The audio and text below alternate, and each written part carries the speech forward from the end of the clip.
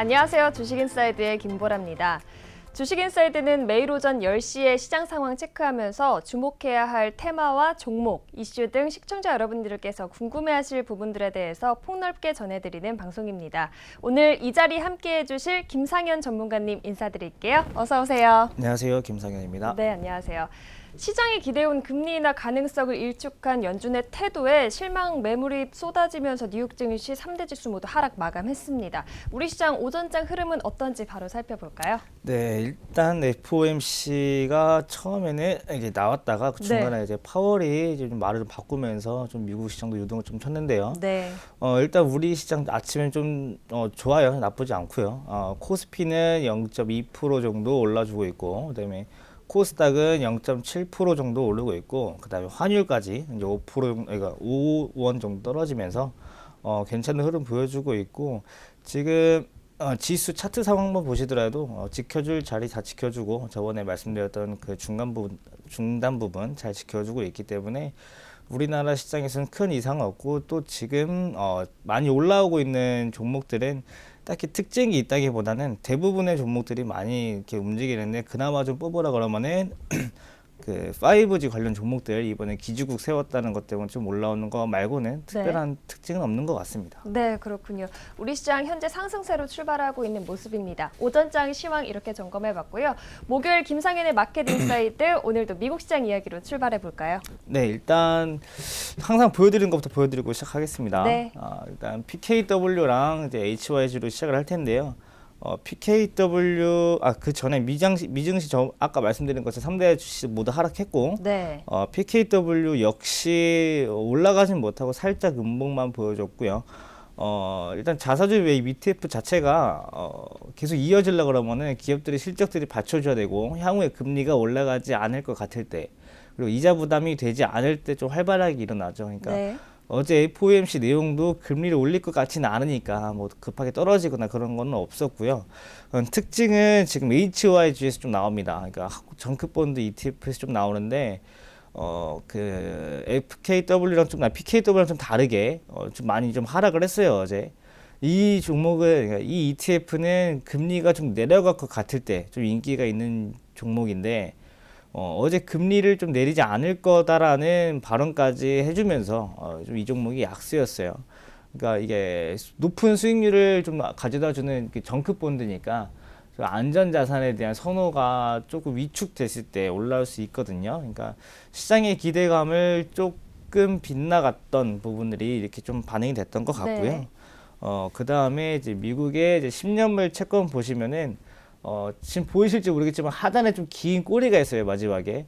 어제 한 새벽 3시 29분까지는 아래까지 꽉 채워준 음봉이었습니다. 음봉이었는데 새벽 3시 반 이후에 갑자기 여기까지 수준으로 한 번에 팍 뛰어버렸어요. 네. 이게 좀 파월이 말하면서 그 금리 부분에 대해서 좀 민감한 부분이 나왔기 때문에 그 부분에 대해서 시장에 적극적으로 좀 반영이 됐었고요. 그러면은 간밤에 이제 FOMC가 어떤 게 있었길래 네. 이제 시장에서 이런 말이 나왔나 조금 볼 텐데요. 지금 제가 말씀드리는 것들은 아직 뭐 메이저나 그런 데서 좀 결정된 사항은 아닙니다. 그냥 순전히 제가 한 3-4시간 전에 지금 실시간 인터뷰 보면서 네. 그냥 100% 제 생각이고, 지금 시장이 어떻게 생각할지는 아직 모르겠어요. 그 부분도 이제 오늘 방송 이후에 조금씩 기사 나오거나 조금 시장에 대해서 움직임이 나오면은 추가적으로 좀 해석을 해봐야 되는데요. 일단 다음 기사본부터 한번 보실게요. 이게 제일 중요한 거라서. 네. 일단 FED가, 그러니까 페드가 인플레이션 목표치 미달하기 때문에 금리는 올리진 않았고 내리지도 않고 유지를 했어요. 네. 첫 번째 사각형 지금 보이실지 모르겠지만은, 그러니까 대충 한국말로 12개월 기준으로 식품이랑 에너지 이외의 품목에 대한 전반적인 물가 상승률이 2% 이하로 떨어지고 있다. 이런 뜻인데, 이게 의미가 뭐냐면은 월요일날 말씀드린 것처럼 미국의 소비 주체들이 아직 돈을 많이 쓰지는 않는다. 그러니까 물가 상승이 좀 부족하다. 이런 뜻이고, 두 번째 사각형이 이제 페드가 선호하는 인플레이션의 측정치인 핵심 PC의 가장 최근 지표가 중앙은행의 목표치인 2%보다 훨씬 낮은 1.6%포인트이다. 그러니까 첫 번째 사각형이랑 같은 맥락의 의미고요. 이제 중요한 것도 세 번째죠. 전반적으로 연준 의원들은 경제 활동의 확장, 강력한 노동시장 상황, 2%에 근접하는 물가 상승률이 가장 가능성 있는 결과치이다. 그러니까 이게 제 의역이 아니고 직역한 거라서 네. 한국말로 들어도 무슨 뜻인지 모르실 거예요. 그러니까 이런 조건들이 만족을 해야, 그러니까 강력한 노동시장이 나와야 되고 경제 활동이 확장하고 2%에 근접하는 물가 상승률이 나와야 우리는 금리를 인상할 거다라는 뜻인데, 일단 그 부분이 안 나왔기 때문에 금리를 인상을 하진 못했고요. 네. 네 번째 사각형에 보시면은 연준은 고정금리에서 경제 활동이 상승했지만 1분기 가계 지출과 기업 고정 투자의 증가세가 둔화되었다는 것을 인정한다. 그러니까 지금 금리를 뭐 더 완화적으로 하거나 긴축적으로 조정하진 않았지만 1분기 가계 지출과 기업 고정 투자 증가세가 조금 부진했던 거는 이제 인정을 하면서 이런 결과치가 나왔고요. 일단 이 기사 하단에 있었지만 템퍼러리 팩터입니다. 일시적인 요인으로 지금 다 보고 있기 때문에 이 기사만 보면은, 이게 새벽 3시에 나왔던 기사, 이 기사만 보면은 그냥 금리를 올리려 했지만 올리지 못했구나, 좀 완화적인, 그러니까 긴축적인 정책은 조금 힘들겠구나, 이 정도까지만 좀 생각할 수가 있었어요. 그러니까 이 기사가 딱 나왔을 때는 국채 금리 내려갔고 모든 금리는 하향세였고 증시는 전부 다 플러스였어요. 이게 S&P든 나스닥이든 다우지수든 분봉 차트를 보시면은 새벽 3시 20분, 25분 이때까지는 많이 올라가요. 0.4%, 0.5% 이상 막 올라가고 있었었는데, 이게 새벽 3시 반에 파월이 기자회견하면서 네. 조금 뒤바뀌었어요. 이제 그 뒤에 이제 기자회견 보시면은 새벽 3시 반에 이런 식으로 해가지고 파월이 이제 기자회견을 하는데, 지금 옆에 나와 있는 US 2-year yield도 보이시죠? 이게 미국의 단기채, 그러니까 2년짜리 채권인데 미국 시간으로 14시까지는 급락을 했다가 30분마다 저기 급등한 것도 보이죠? 네. 그러니까 저렇게 짧은 시간에 시장이 요동을 쳤어요. 그러니까 3시에 나왔던 기사랑 파월이 인터뷰했을 때랑 조금 뭔가 다른 점이 있다, 이제 이런 건데, 네. 일단 솔직히 이분 때문에 지금 잠을 못 잤습니다. 조금 목소리가 계속 가고 있는데, 네. 원래는 3시 반에 잘라 그랬는데 이분 때문에 저거 진짜 금리 올라간 거 보고 잠을 못 잤는데, 네. 내용을 천천히 한번 보실게요. 이게 일단 첫 번째, 파월이 가장 먼저 한 말은 우리는 지금 굉장히 잘하고 있다. 뭔지 모르는데 갑자기 대뜸 잘하고 있답니다. 그래서 잘하는 내용을 봤더니 현재 아주 적당한 경제 정책을 취하고 있다. 그러니까 지금 자기들이 경제 정책을 되게 잘하고 있다고 자기 스스로 칭찬을 하고 있어요. 네, 그렇네요. 그러니까 일단은 자기가 뭘 잘했는지보다는 일단 칭찬하고 그 뒤에 이제 얘기를 시작합니다. 일단은 지금 아까 말씀드렸던 PC가 좀 부진했던 거, 이거는 일시적이고 특이한 현상이다. 그러니까 현재 낮은 인플레이션은 일시적이고 특이한 현상이다. 이 부분도 심상치가 않았어요. 그러니까 이제 좀 인플레이션 낮은 거를 아까는 인정한다고 나왔죠. 기사에서는 네. 인정한다더니 갑자기 이거는 이제 특이한 현상이다 이러고 있어요. 이제 세 번째, 이제 경기 과열에 대한 증거는 전혀 없다. 아까 현재 낮은 인플레이션은 경제가 좀 위축됐을 때 할 수 있는 말이고, 네. 경기 과열에 대한 말은 경기가 좀 뜨거울 때 할 수 있는 말인데, 이 두 가지 말을 3분 안에 두 가지 말을 같이 하게 돼버려요. 그러게요. 네, 그러니까 완화적인 발언이랑 매파적인 발언을 두 가지 섞어서 3분 안에 해버리고, 네. 그 다음에 이제 네 번째, 강력한 일자리 창출, 임금 상승이 있다 하지만 지나치지 않다. 그러니까 이것도 마찬가지예요. 지금 노동시장이 아주 좋지만은 지나치지 않으니까 더 성장할 거다.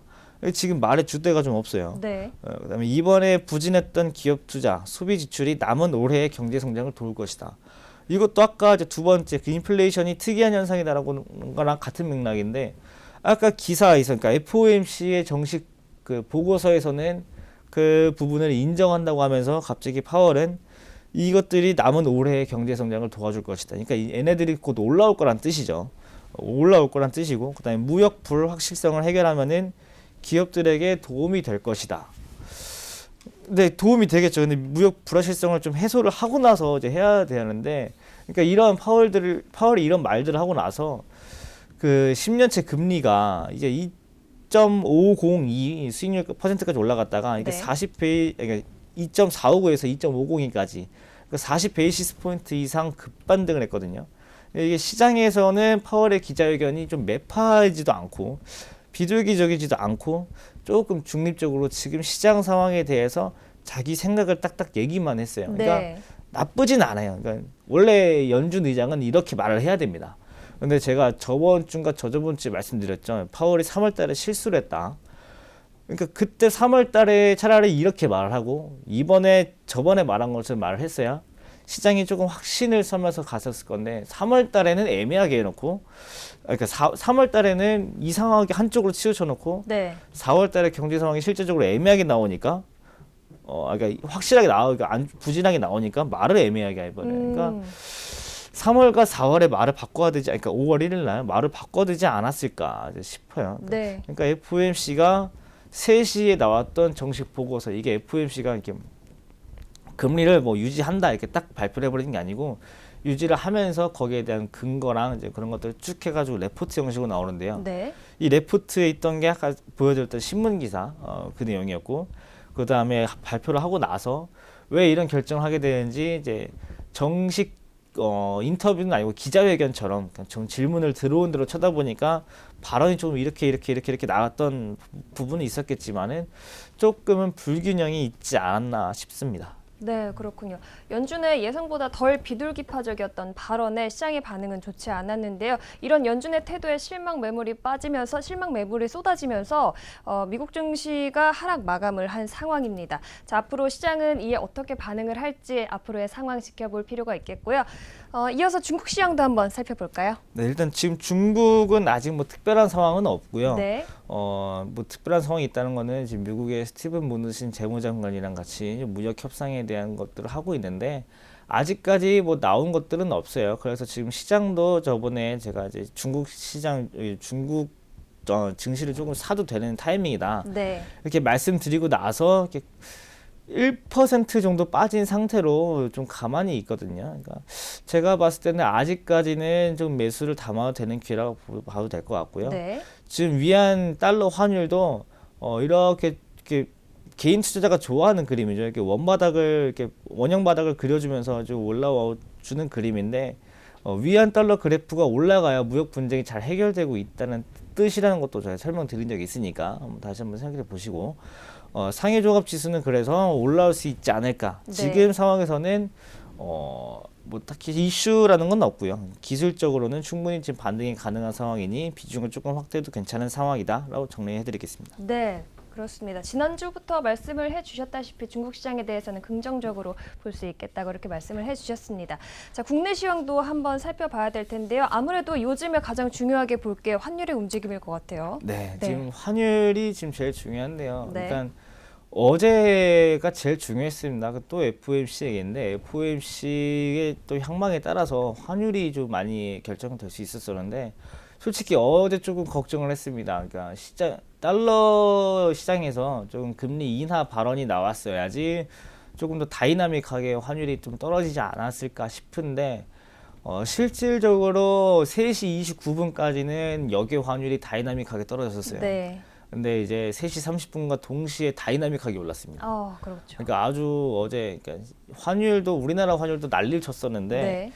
어제까지만 해도 뭐 역의 환율이 1150원대까지 내려갔다가 갑자기 1168원까지 이렇게 뒤집박죽이었어요. 그러니까 근데 지금 저번 주 이번 주 계속 환율에 대해서 말씀드리는데 환율이 지금 상황에서 좀 제일 중요하고요. 네. 그러니까 환율이 조금 일정한 상황이라 그러면은 환율을 제외하고 다른 것들을 보셔야 되는데 지금은 다들 아시겠지만 환율이 이렇게 오르고 있어요. 그러니까 환율이 급반등을 하고 있기 때문에 이 급반등하는 이유가 무엇인지, 그러니까 환율이 일단 급반등하는 이유가 무엇이기도 전에 일단 환율이 오르면은 왜 안 좋은지부터 아는 게 좀 제일 중요할 거예요. 네, 그렇죠. 그래야지 뭐 굳이 뭐 이 방송에서 환율 얘기를 안 해줘도 다음부터 뭐 환율이 올랐으니까 조금 조심하셔야 된다가 바로 이해가 되실 거니까 네.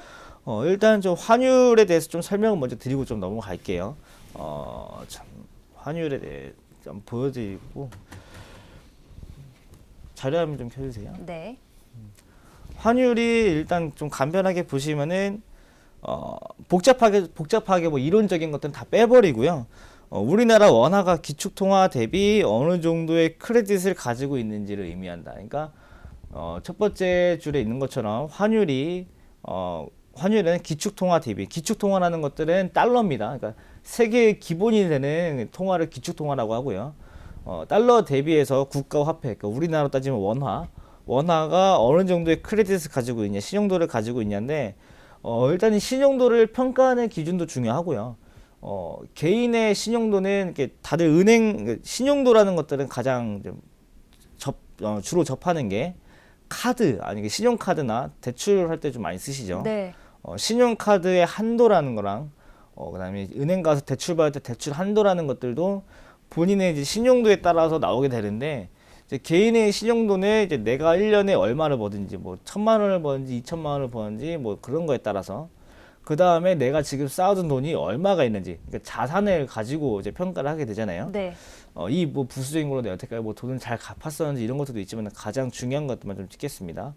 그러면은 국가도 똑같습니다. 국가로 따지면은 국제 수지가 높아야 그러니까 국제 수지가 소득이죠. 다른 나라한테 돈을 좀 무역을 해서 좀 돈을 좀 잘 벌고 그 다음에 외환 보유액 그러니까 좀 그 번 돈을 잘 쌓아왔는지 이제 이걸로 이제 평가를 하게 되는데 그러니까 국제 수지를 좀 잘 흑자로 유지를 하고 네.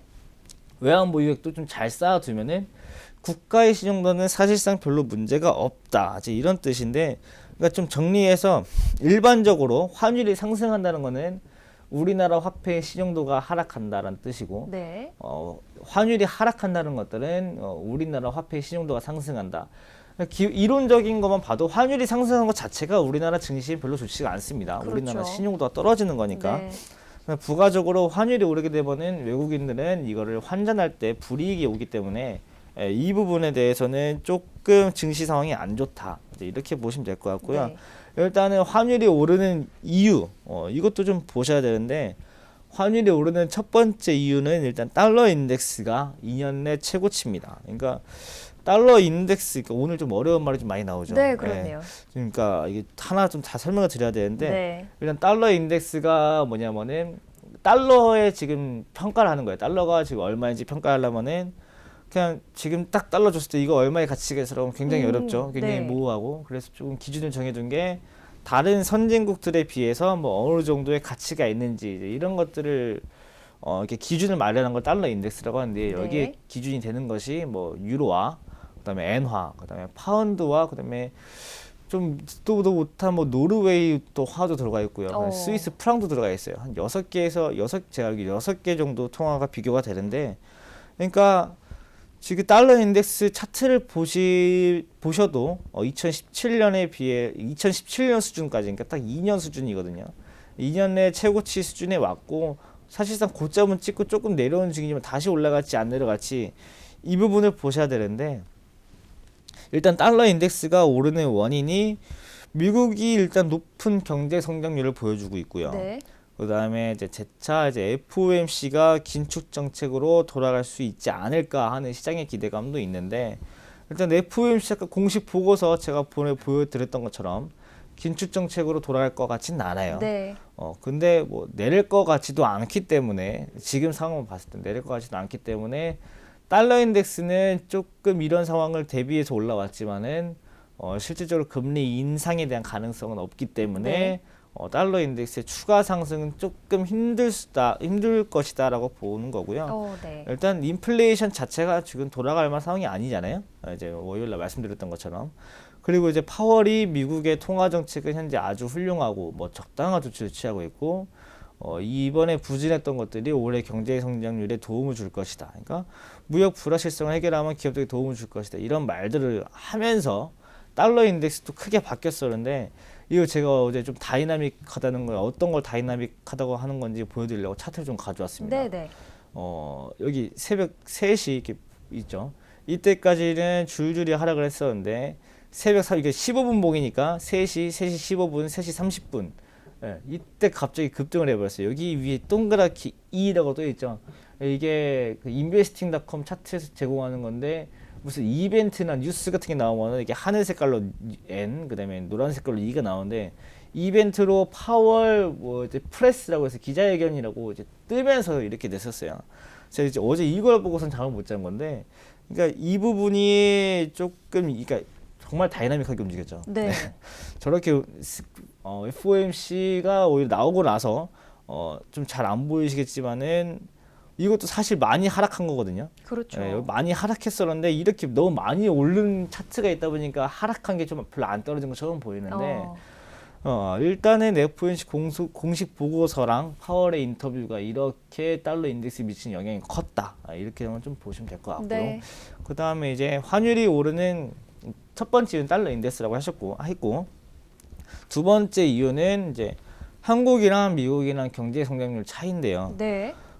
이 부분도 이제 월요일 날 제가 짚어드렸죠. 한국은 마이너스 0.2가 역성장을 했고, 그렇죠. 미국은 3.2%라는 성장률을 보여줬었는데, 네. 그러니까 원래 한국이 0.2% 역성장했다는 게 먼저 나왔죠.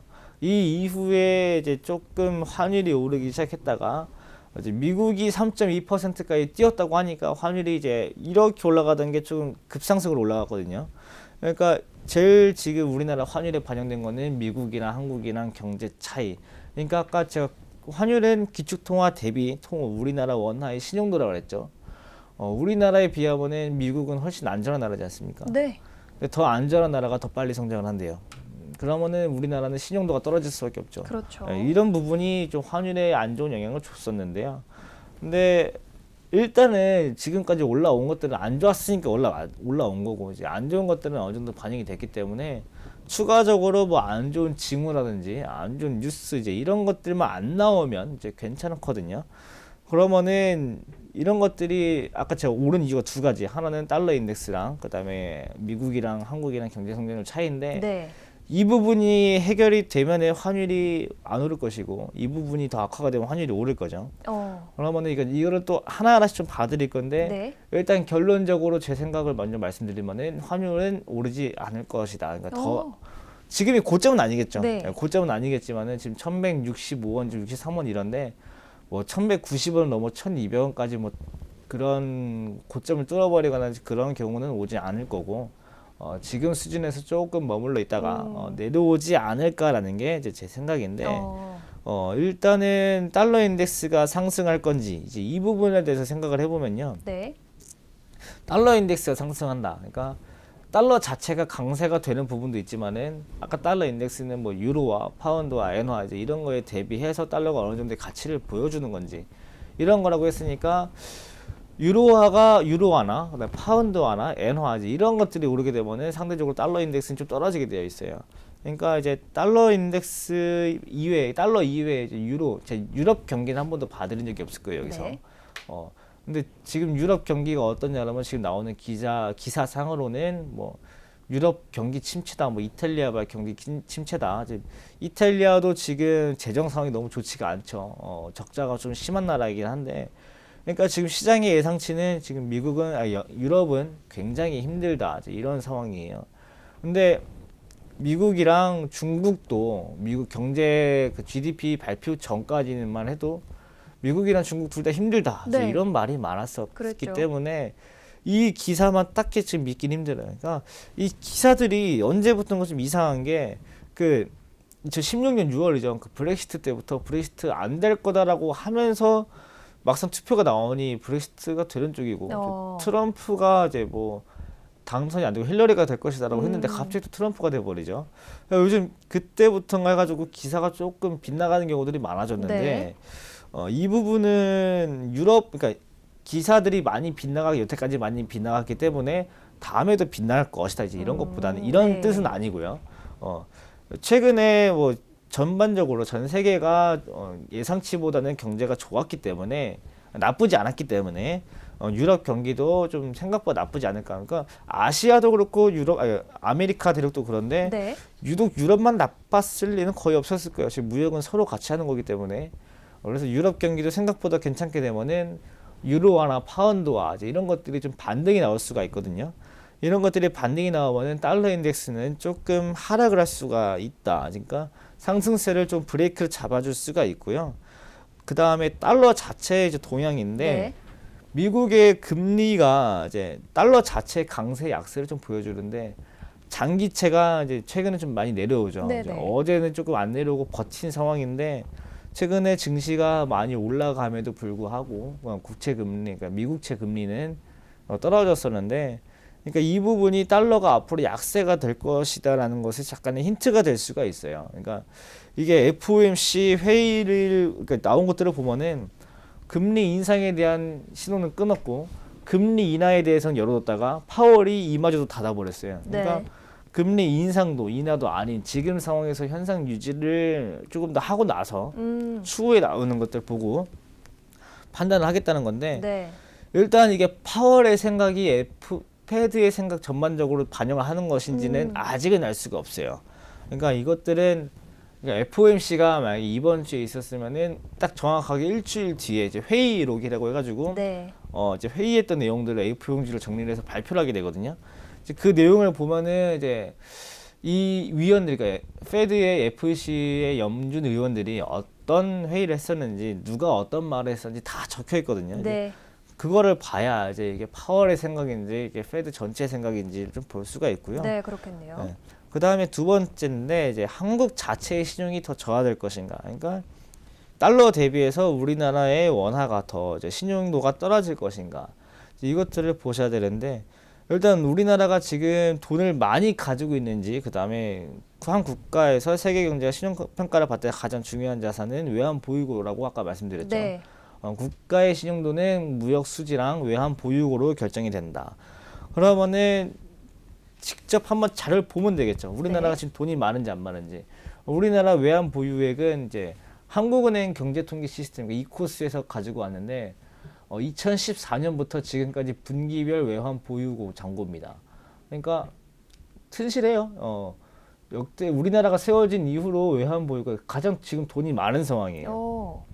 네. 그러니까 여태까지 살면서 가장 돈이 많았던 시대이기 때문에 뭐 우리나라가 뭐 외환 보유액적으로는 뭐 신용도가 떨어질 만한 이유는 없다. 그러니까 상승폭은 조금 둔화가 되긴 했어요. 네. 그러니까 상승폭이 조금 그러니까 쌓아가는 속도가 좀 둔화가 되긴 했지만은 점점 많아지는 추세이고 외환 보유액이 역대 최대이기 때문에 그 부분에서는 걱정할 필요가 없고 그 다음은 이제 경상수지인데요.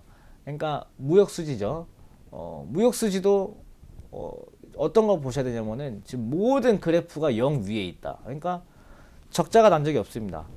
항상 돈을 벌면은 그 법만큼보다는 안 썼다는 거죠. 그러니까 수출이 수입보다 많았다. 그러니까 이게 개인으로 따지면은 수입이 돈을 번 돈이지만은 국제로 따지면은 수입이라는 것은 무역에서 물건을 사들여오는 거기 때문에 돈이 나가는 겁니다.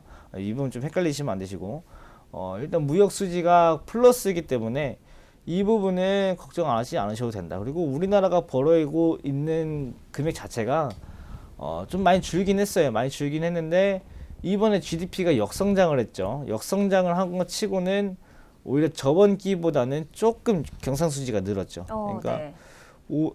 이번에 이 정도 수치였는데 저번에는 이 정도 수치였거든요. 그러니까 조금 늘었고 이번이 저번이랑 다른 점은 이번엔 GDP가 마이너스였다.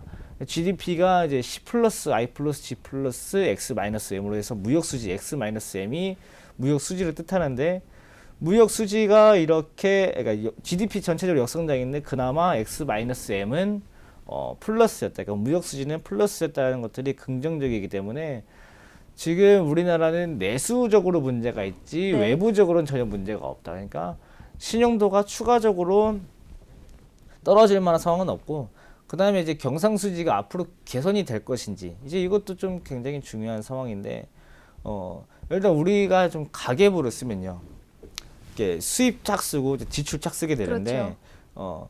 일단은 결론적으로 봤을 때 이번 달에 적자인지 흑자인지 이게 제일 중요하고요. 네. 흑자라든 적자든 이제 다음 달에 어떻게 될지 예측을 하려면은 이제 거꾸로 위로 올라가서 내가 얼마를 벌고 어디다 썼는지 이걸 보게 됩니다. 네. 거꾸로 이제 우린 국가도 마찬가지인데 이 경상수지가 이렇게 된 상황이 지금 어떻게 이렇게 나왔는지는 이제 이번에 한국이 GDP 발표하면서 자료 발표한 것들이 있거든요. 이제 수출 및 수입이라는 그래프를 좀 같이 줬는데 이번에 이게 왼쪽에 파란 그래프가 이제 수출이고 오른쪽에 이제 수입이거든요. 수출이 감소했어요. 2.6% 감소했는데 네. 그러니까 소득이 2.6% 줄었죠. 근데 수입이 3.3% 감소했습니다. 그러니까 지출도 3.3% 줄었어요. 그러니까 이게 수출이 줄었지만 소득이 줄었지만은 내 자산은 늘어났다. 그러니까 돈을 좀 덜 벌었지만은 돈을 좀 더 적게 써가지고 네. 예, 이렇게 조금 흑자를 유지를 했는데 이런 흑자가 사실상 경제학적으로 좋은 흑자는 아니에요. 그러니까 그렇군요. 불황용 흑자라고 해가지고 네. 경제가 불황일 때 좀 무역이 조금 둔화되면서 가끔씩 나오는 흑자 상황이라고 해서 불황형 흑자라고 하는데 이제 이런 것들은 아마 교과서에서 많이 보셨을 거예요. 경제학을 좀 보신 분들은. 근데 이제 이런 불황형 흑자가 이제 앞으로도 늘어날 것인가는 네. 수출 동향을 좀 봐야겠죠. 그러니까 앞으로 수출이 늘어날 것인지 좀 줄어들 것인지 좀 이 부분들 좀 보셔야 되는데 네. 제가 생각했을 때는 수출은 지금 괜찮아요. 일단 이번 달에 수출이 좀 적게 나온 이유가 미국이 좀 발표를 했었죠. 첫 번째로 이제 미국이 수출이 증가하고 수입이 감소했다. 이제 이런 건데 전체적으로 무역 수지는 제로섬이죠. 그러니까 미국이 수출을 좀 많이 하고 수입을 줄였으면은 네. 상대적으로 다른 나라들은 수출을 덜했을 거란 말이죠. 그러니까 미국이 수입을 안 하니까 다른 나라가 수출을 못 하고 있는 상황인데 지금 이 부분은 우리나라뿐만 아니라 모든 이머징 국가, 그러니까 우리나라는 이머징 국가로 설명드렸습니다. 네. 선진국이 아니고 이런 이머징 국가들 전반적으로 다 마찬가지예요. 전반적으로 다 마찬가지고 뭐 브라질이라든지 여러 동남아시아 국가들이라든지 뭐 동유럽 국가들 이제 이런 국가들이랑 같은 영향을 받고 있는데 어떻게 보면 중국도 마찬가지예요. 중국도 수출이 많이 줄었고 전반적으로 지금 관세 장벽, 그러니까 트럼프의 그 관세 정책 때문에 전반적으로 이제 줄어드는 상황인데 이 부분은 뭐 미국이랑 중국이랑 무역 전쟁의 탓이라고 이제 조금 영향은 좀 있고요. 그러면은 미국은 앞으로 계속 수입을 줄일 것인가? 이 부분인데 이 부분도 좀 제가 답을 드렸어요. 미국이 본원 통화를 늘리고 이제 양적 완화를 해서 무한의 유동성 세계에서는 미국은 무역 적자가 커질 수밖에 없는 구조고 미국의 최대 수출품은 달러다라고 설명하면서 말씀드렸죠. 미국은 무역이 점점 적자가 날 수밖에 없는 상황인데 네. 지금은 특수한 상황에 그러니까 미중 무역 전쟁이라는 특수한 상황에 놓여 있기 때문에 지금 미국이 수출을 수입보다 많이 하고 있는 상황이고 수입은 점점 줄여가고 있는 상황이죠. 그러니까 강제적으로 줄인다기보다는 관세를 높여놨기 때문에 관세를 높였고 다른 나라들도 보복 관세를 하기 때문에 미국 입장에서도 수입을 해오기가 조금 어려운 부분.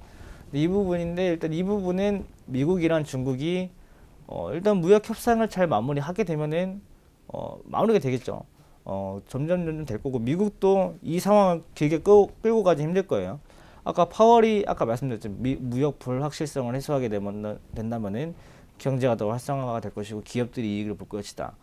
그러니까 또 파월이 또 쓸데없는 소리는 안 했겠죠. 이번에도 뭔가 네. 힌트가 있으니까 이런 무역에 대해서는 부분을 얘기했던 것 같고 네. 그 다음에 파월이 얘기했던 것처럼 기업 투자, 정부 설비, 개인 소비가 늘어나려면은 이 미중 무역 분쟁이 해결될 수밖에 없고요. 해결돼야지 그게 해결될 수가 있는 거고요.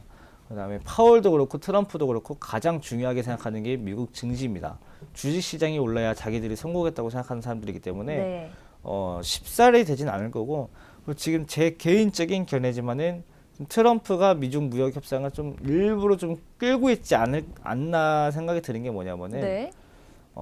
좋은 뉴스는 계속 나와야 됩니다. 그러니까 안 좋은 뉴스는 한번 딱 나오게 되면은 좋은 뉴스가 나올 때까지 계속 하락을 하게 되는데 그렇죠. 좋은 뉴스는 계속 나와줘야 돼요. 그래야지 증시가 계속 올라갈 수가 있는데 네. 지금 미국 증시가 최고점을 뚫고 계속 올라오고 있죠. 근데 이 상황에서 갑자기 미중 무역 분쟁이 해결했다라고 하면은 증시가 이렇게 다이나믹하게 오르긴 힘들어요. 네. 조금 미국 증시가 조금 주춤하기 시작하고 조금 조정을 받기 시작하고 났을 때 그 뒤에 일부러 해결을 하려고 조금 끌고 있는 부분도 있지 않나. 솔직히 트럼프가 지금 대통령 기간 동안 가장 중요한 문제거든요. 미국 무역 전쟁이. 네. 그래서 이 부분은 아마 자기가 결정적 카드일 때 자기가 쥐고 있는 가장 큰 카드가 두 개였습니다. 그 김정은 북미 정상회담이랑 그 다음에 미중 무역 분쟁인데 북미 네. 정상회담은 조금 힘들어지는 모습이죠. 그렇죠. 예. 근데 이제 미중 무역 분쟁은 트럼프 입장에서 충분히 자기 손으로 결정할 수 있는 문제이기 때문에 이거는 아마 자기 재임 기간 동안에 가장 중요한 타이밍에 쓰려고 아껴두지 않나 이제 이런 부분이 생각이 좀 들고요. 네. 그다음에 두 번째로 중국의 이제 4월에 증치세를 인하했어요. 증치세가 이제 우리나라의 부가가치세 같은 거거든요. 네. 그러니까 물건을 하나 이렇게 우리나라도 뭐 VAT라고 해가지고 뭐 물건 사면 10% 가격 따로 붙잖아요. 그렇죠. 이 증치세를 좀 인하했습니다. 그러니까 이게 2월인가 3월에 결정이 됐죠. 그러니까 증치세를 4월부터 인하할 거다. 딱 이런 뉴스 나오면은 이제 이 생각을 하셔야 됩니다. 그러니까 지금 5월 1일이죠. 네. 5월 15일부터 쌀값을 반값으로 세일을 할 것이다. 라고 했는데 지금 당장 쌀이 없습니다. 네. 그러면은 나는 평상시에 20kg짜리 사 먹었었는데 지금도 20kg짜리 사신 건가요? 아니죠. 그렇죠. 지금 당장 2주만 먹을지만 일단 사놓고 네. 쌀값이 50% 내리고 나면은 그때 원래 사던 만큼 사게 될 건데 같은 이유라고 보시면 됩니다. 중국이 4월에 증치세를 인하할 것이 2, 3월에 정해졌기 때문에 당장 2, 3월에 중국은 최대한 물건을 타이트하게 만들려고 할 거예요. 최대한 물건은 적게 사오고 자기가 지금 정말 필요한 만큼만 그때 구해서 쓰고 자신들이 원래 쌓아뒀던 재고량이든지 원래 구매했던 구매량들은 4월 이후에 회복이 될 건데요. 그러니까 실제로 이제 4월이 지나고 이제 5월이죠. 4월이 됐을 때 중국이 이 증치세 인하로 인해서 1, 2, 3월에 조금 덜 사갔던 우리나라의 물건들을 사갈 것인지 이제 이런 것들을 보셔야 되는데 일단은 4월에 나오는 그러니까 5월 중하순경에 나오는 중국의 이제 경제 지표들이랑 함께 네. 이제 우리나라가 이제 7월에 발표하는 무역 수지, 그러니까 2분기 무역 수지 해가지고 GDP가 좀 결정이 좀 좋게 나오겠지만 그 전에 이제 기사들이 조금씩 나오겠죠. 수출이 조금 늘어나고 있다. 네. 지금 우리나라가 뭐 7년인가 8년 연속 뭐 무역 흑자 국가다 이제 이렇게 제일 중요한 상황인데 지금은 무역 적자를 오랜만에 할 뻔했다 했지만은 아까 지출을 줄여가면서 흑자로 만들긴 했죠. 그러니까 2분기도 흑자를 유지할지 가장 지금 중요하게 보고 있는 부분이기 때문에 네. 이 부분이 일단은 조금 결론적으로 보시면은 환율이 지금 1160원까지 올라왔지만은 미국의 상황이랑 그다음에 중국의 상황 이제 이런 것들이 수출 감소의 원인으로 작용하고 있고 그다음에 수출이나 이제 우리나라 외환 보유고 이런 것들 전혀 문제가 없고 그다음에 달러 인덱스가 조금 더 안정될 수 있는 상황이기 때문에 달러는 조금 내려올 수 있지 않을까 이제 이런 상황인데 네. 지금 오늘 이 방송을 준비를 하면서 걱정했던 게 오늘 환율이 오르면 어떡하나. 지금 환율이 떨어질 거다라고 계속 얘기를 하고 네. 있는데 제가 이거 오늘 새벽 4시에 쓰고 있었거든요. 네. 새벽 4시에 이걸 쓰면서 이따가 9시에 개장을 했는데 우리나라 환율이 올라가고 있으면 어떡하지 했었는데 아침 좀 긴장했어요. 아침에는 조금 했었는데 그나마 지금 환율이 아까 방송 시작할 때는 5.8원 떨어지던 게 네. 지금 7.2원, 그러니까 낙폭이 좀 커졌고 그림으로 보시면은 달러가 어제, 그러니까 그저 화요일이죠. 화요일 날 이제 미국 금리 FOMC 직전에 경계감으로 부쩍 올랐다가 지금 다시 내려와 주고 있어요. 그러니까 이 부분, 지금 이 부분이 어느 부분이냐면은 1155원 이 부분이랑 그다음에 1165원 이 부분을 사이로 조금은 왔다 갔다 등락을 하다가 네. 아마 실질적으로 좀 잘 경제 지표들이 나올 수가 있는 5월 말쯤 되면은 다시 그러니까 5월 말 늦으면은 한 6월 중하순은 되면은 1130원, 40원 이 수준 다시 한번 회복할 수 있지 않을까 싶고요. 네. 그 다음에 미국은 지금 개인적인 생각, 파월은 뭐 내리지 않을 것이다. 이제 FOMC 보고서에서는 올리지 않을 것이다. 그 다음에 제 생각은 결론적으로는 내릴 것인데 파월이 지금 또 뭔가 말을 잘못한 게 있지 않나 이 부분은 좀 생각이 들고요. 네. 전반적으로는 결론으로는 FOMC든 우리나라 상황을 봤을 때는 환율은 좀 내려갈 수 있을 것이다라는 게 제 오늘의 결론입니다. 네, 잘 들어봤습니다. 자, 오늘 이렇게 김상현 전문가님과 함께 미국 FOMC 결과에 대한 해석과 또 환율에 대해서 자세히 공부해보는 시간 가져봤습니다. 다음 주에 FOMC 회의록 공개 후에 시장의 반응이 어떨지 다음 주에도 전문가님과 함께 꼼꼼하게 살펴보도록 하겠습니다. 아쉽지만 여기서 인사드릴게요. 오늘 도움 말씀 주셔서 감사합니다. 감사합니다. 네, 저희는 잠시 오늘의 주요 뉴스 살펴보고 돌아오겠습니다.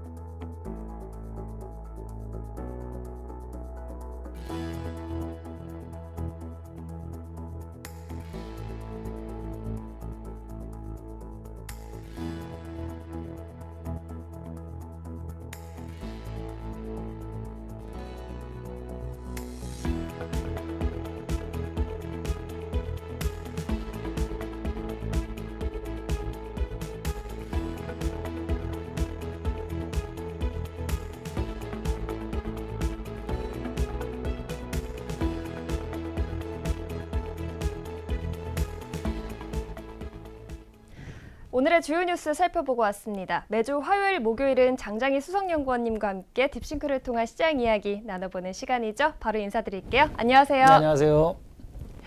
네, 오늘의 딥싱크 현황 살펴보도록 하겠습니다. 차트 한번 살펴볼까요? 예, 제가 지난번에 요 화요일이죠. 예, 네. 종목 장세와 등락장 정도 펼쳐질 거란 말씀을 드렸는데 지난 또 화요일에는 좀 밀려서 네. 어쩌나 싶었는데 오늘 또 반등을 주는 양상이네요. 자, 전체적으로 일단은 좋은 얘기 말씀을 먼저 드리겠습니다. 굉장히 차트가 양호하게 개선된 상황 보이시죠? 네. 예, 대부분 시장보다 밀린 포트폴리오가 거의 없을 정도로 굉장히 상황이 양호해졌습니다. 네. 앞서서 말씀드렸듯이 요 구간대가 굉장히 실적이 안 좋았었는데 4월 중순에 있는 이제 포지션도 실적이 굉장히 좋아지고 있는 양상을 보이고요. 예, 이러한 양상을 보이는 부분들은 앞서서 말씀드렸듯이 시장 자체가 현재 거의 힘이 없어요. 네. 예, 힘이 없는 상황에서 개별 이슈와 모멘텀을 가지고 있는 종목들이 움직입니다라고 말씀을 드렸는데 딥싱크가 특히 이제 스마트 모멘텀의 경우엔 그런 모멘텀을 잘 잡는다 말씀을 드렸었죠. 예, 그러한 부분들이 이제 시장에 반영이 되고 있는 겁니다. 보통 이제 딥싱크 쪽에서는 약 20일 정도의 주가를 예측을 하는 그러한 머신러닝 작업이 돌아가게 되는데 네. 아무래도 한동안 좀 어려웠던 구간에 있던 종목들이 이번에 이제 종목 장세를 맞으면서 양호해지는 상황이다 말씀을 드릴 수 있겠고 특히 이제 최근에 4월달 후반에 나오는 종목들의 포트폴리오 수익이 굉장히 좋게 형성되고 있습니다. 네. 이런 측면도 앞서 말씀드렸듯이 후반부로 가서 학습 기간이 좀 필요합니다 말씀을 드렸는데 최근에 학습이 굉장히 잘 이루어지고 있다라고 판단하시면 될 것 같습니다. 네, 그렇군요. 딥싱크 현재 시장 대비 굉장히 양호한 모습 보여주고 있는데요. 이어서 딥싱크 종목별 랭킹 차트도 한번 살펴보도록 하겠습니다. 예, 랭킹을 우리 한번 살펴보도록 하시죠. 네. 지금 랭킹 쪽에 차트가 이제 올라왔네요. 네. 예. 자, 최근에 20일 상황을 잠깐 보여드리면 현재 현대바이오가 23일에 올라와서 현재 48.2%까지 올라간 상황입니다. 네. 지난번에 제가 화요일에 말씀드렸을 때 거의 상한가 올라갔던 종목인데 그렇죠. 이 종목 오늘도 한번 특징 잠깐 보시면 네. 지금 현재 상황이 굉장히 양호합니다. 현대바이오 지금 오늘도 12.65%가 올라가고 있는 상황이에요. 네. 예, 아무래도 자회사 쪽에 있는 최장암 관련된 신약 이슈가 굉장한 모멘텀으로 현재 작동되고 있다라고 보시면 될 것 같고요. 아무래도 오늘 이게 반영이 되면 근 일주일 만에 거의 60%가 올라가는 종목이 나오게 네, 됩니다. 그러네요. 이렇듯 지금 현재 딥싱크 쪽에서는 이슈가 있는 종목을 굉장히 잘 반영하고 있다라 말씀드릴 수 있고요. 특히 이런 종목이 들어갈 경우에 어떤 현상이 일어나나 한번 포지션 차트를 잠깐 보시게 되면 앞서서 현대바이오가 들어가 있었던 23일자 포트는 한동안 성적이 썩 좋지가 않았었습니다. 근데 지금 현재 상황에서 급속도로 지금 개선되고 있는 상황 보이시죠? 네. 예, 보통 딥싱크 쪽에서는 이런 포트폴리오군 안에 이런 모멘텀이 있는 종목들이 다수가 포진이 되어 있고 그중에 이런 현대바이오 같은 종목들이 같이 포함이 되면서 지수를 비트하는 이런 양상을 보이고 있는데 거의 정확하게 지금 현재 시장 상황을 잘 반영하면서 네. 시장을 반영하고 있다 판단이 되고요. 그리고 지금 현재 보게 되면 그 뒤를 이어서 이제 에코마케팅이 또 올라오고 있습니다. 앞서서도 에코마케팅이 좀 눌림폭이 좀 있었던 종목이긴 한데 다시 이제 비트를 하고 있는 이슈는 앞서서도 광고 시장에 있어서 어떻게 보면 루키다라고 말씀 한번 드렸던 적이 있는데 실적 이슈의 모멘텀이 강한 종목입니다. 이 종목이 포함되어 있는 포지션은 25일자입니다. 25일자면 이것도 이제 최근에 있는 이슈들이고요. 최근에 있었던 이러한 종목들이 포함이 되면서 지금 이제 보시는 이 부분이 25일자입니다. 자, 25일자 손익 차트를 보시면 시장과 엄청난 괴리가 나오고 있는 거 보이실 수가 있을 겁니다. 29일자 이후로는 시장 자체는 거의 움직임이 없는 상황에서 현재 25일자 포지션은 굉장히 급속도로 5.5%까지 수익을 내면서 포트폴리오가 개선되고 있는 상황 보실 수가 있으시죠? 네. 그래서 지금 현재 굉장히 시장에 잘 맞는 학습이 이루어진 상황이다 판단이 됩니다. 이러한 양상이 지속이 될 경우에 종목뿐만 아니라 포트폴리오도 굉장히 양호한 상황을 보일 것으로 예상이 되고요. 네. 그리고 블록 승률을 보게 되면 포트폴리오는 현재 25일자의 수익률이 1등입니다. 예, 5.59%까지 현재 올라가 있는 상황이고요. 네. 예, 25일자에 있는 포트 수익률은 좀 전에 보셨던 에코마케팅이 들어가 있는 포트폴리오라 말씀드리고 이 상황이 지속이 될 경우에 이 수익 포트는 시장과는 달리 굉장히 양호한 수익으로 나중에 마감이 될 것으로 예상이 됩니다. 네, 그렇군요. 자, 오늘의 딥싱크 현황 이렇게 살펴봤습니다. 도움 말씀 주신 장장희 수석연구원님께 인사드릴게요. 감사합니다. 생방송으로 진행된 주식인사이드 저희가 준비한 순서는 여기까지입니다. 우리 시장 계속해서 조정을 받고 있는 상황에서도 시장에 영향을 주는 이슈들 잘 확인하셔야 할 텐데요. 내일도 저희 주식인사이드와 함께 시장 대응 전략 세워보시기 바랍니다. 잠시 후 이어지는 속 시원한 종목 고민 해결 방송 오감만족도 많은 시청 부탁드립니다. 슬기로운 투자 생활은 ITBC와 함께 ITBC 채널 좋아요와 구독 꼭 눌러주세요. 시청해주신 여러분 고맙습니다.